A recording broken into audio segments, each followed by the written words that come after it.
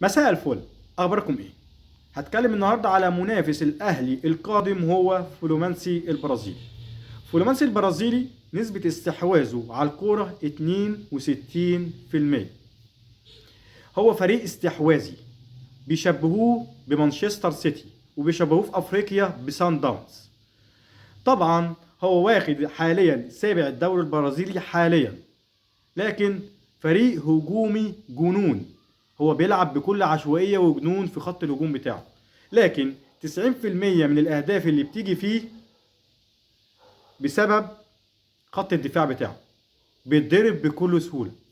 90% من الأهداف من التحولات المباشرة، عشان خط الدفاع بتاعه بيكون في دايرة المنتصف، في دايرة منتصف الوسط، وسط الملعب، يعني بيتضرب بكل سهولة. طبعا هو واخد تامن أسوأ فريق في الدوري البرازيلي خط دفاعه، أسوأ خط دفاع في الدوري البرازيلي، بسبب ان هو في خلال 38 مباراة استقبل 47 هدف. الكرات الثابتة نقطة قوته، 12 هدف في الموسم من كرات ثابتة.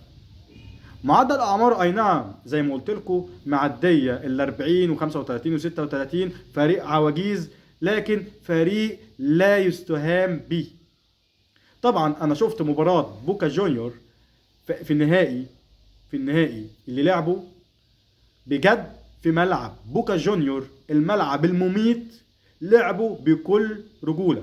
اي نعم الفريق مستريح 7 ايام، والاهلي لسه لاعب امبارح بكل رجوله، واكل النجيله حرفيا وما بخلوش بنقطه عرق واحده، لكن الاهلي معودنا دايما بكل رجوله ان هو قد المسؤوليه.